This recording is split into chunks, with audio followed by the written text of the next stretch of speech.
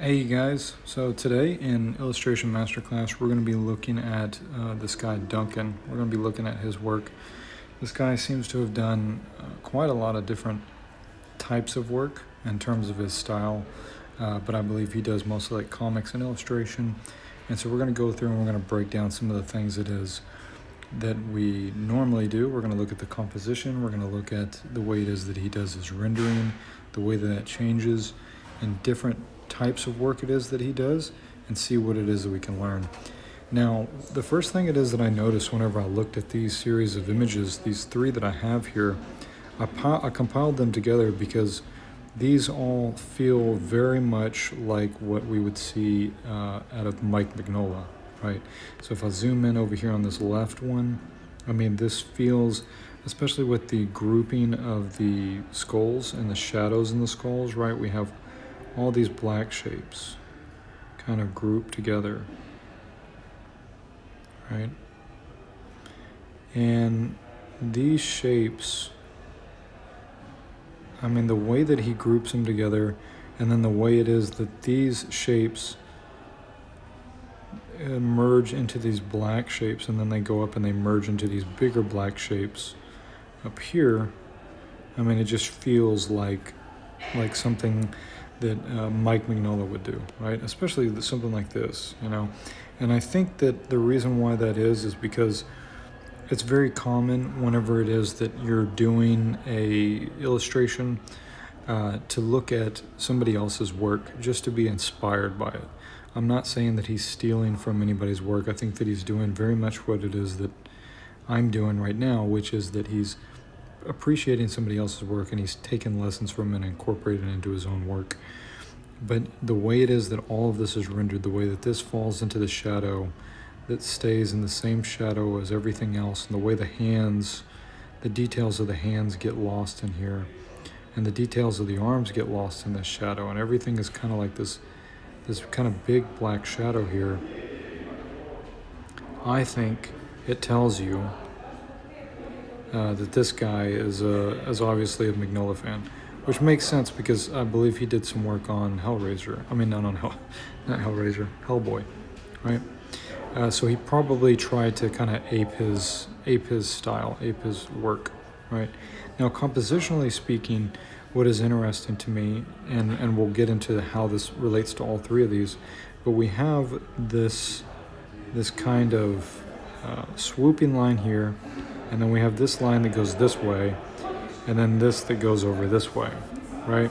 And so our point of focus is here, which is almost kind of like a cross-like shape, right? He's kind of creating this kind of cross-like shape, and he's making sure to put in all the details and all the focus over here, and this is kind of pushing it over to the top right. So if we think about it compositionally, if we're looking at a rectangle like this, you'll see a lot of the times what it is that illustrators do is they'll push the point of interest over here to the top right, or to the top left over here in this corner, or down here, or over here, right? And you're pushing it into these different areas in order to keep it from looking boring, right? Because if everything is like just dead in the center, if it's all just like right here, then it's just really not that interesting to look at. Whereas if you make it off center and you make it slightly to the right, it gives it a lot of interest, right? So with that, let's take a look at the next one. And we can see something, again, very similar to this, right? If I draw this little rectangle, which it's kind of pointless to draw a rectangle over a rectangle, but we'll do it anyway. And then we do this kind of grid over it.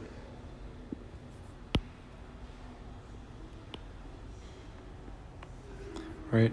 We can see that he doesn't, if I go right down the center, all of the detail is off center, right? It's all off center, and it's starting to get to this corner over here that I'm talking about, this quadrant, this leftmost quadrant, right? And we can see that even the arms, they fall into these kinds of shapes here, right? They fall into these kinds of shapes. and they're aiming down, right? And it falls all on the left side of this. And then he gives you some more detail over here, which again, if I go and I take this and oops, didn't realize that I was doing that on top of it. Let me back out of this real quick. I didn't realize I was on the same layer. Again, you know, I go in here and I start looking at the detail, and I can see that everything, all the blacks are very well organized in terms of they are all grouped together. Look at the way he takes all these different elements of the armor and the different shapes, and he merges them into one, right?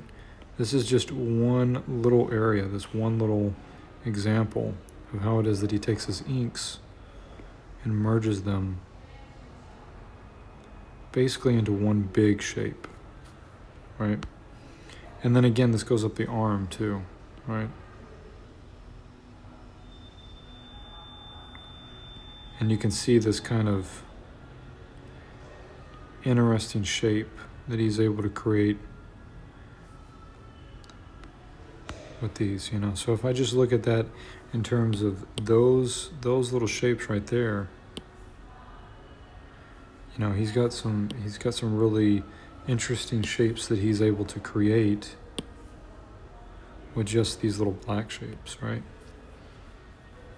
And then we see the same thing going on over here, right?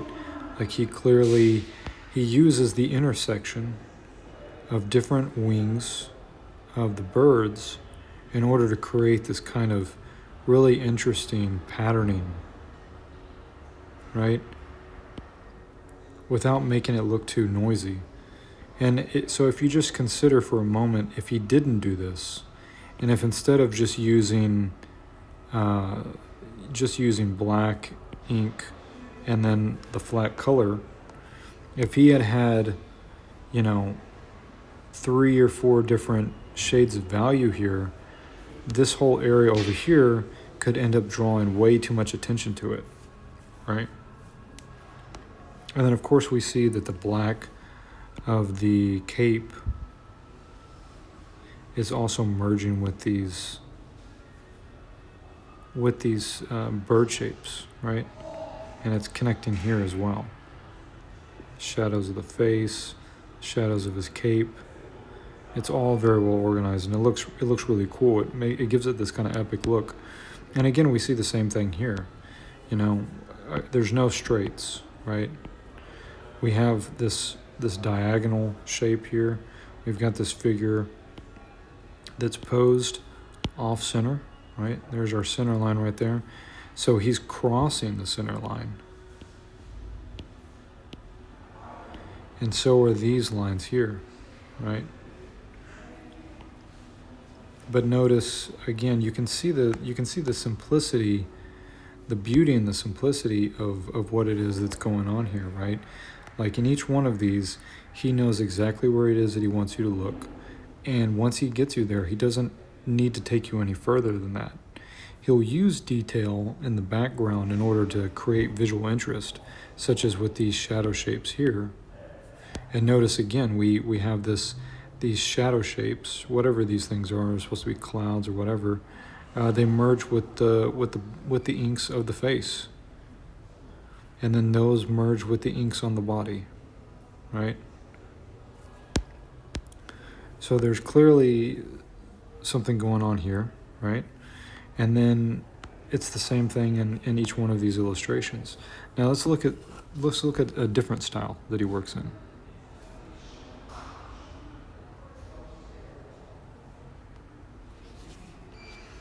Now this feels much more like, almost like a painting. I hesitate to say a painting because I think there's still some comic book-ishness to it, in the sense that it's not completely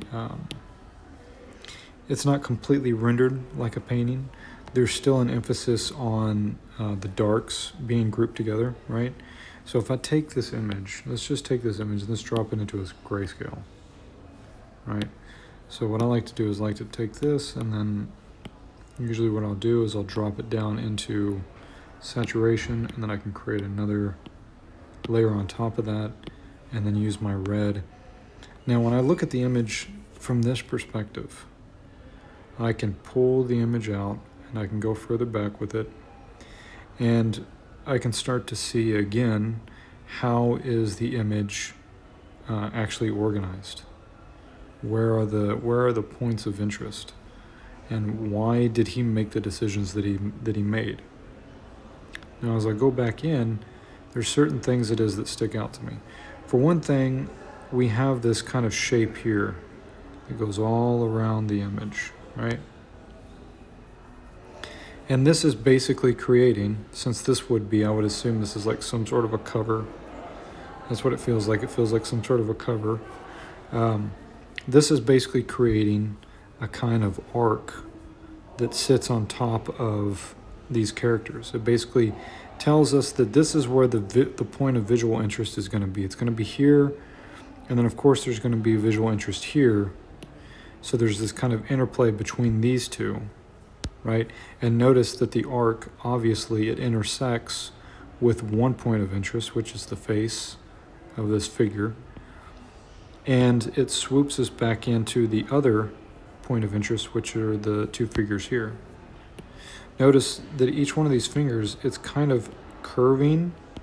You can almost see them as arrows pointing you to the point of visual interest, right?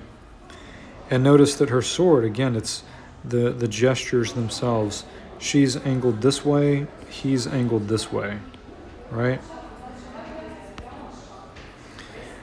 And notice that the detail that's going on in the background, if I take these two off and go back to this,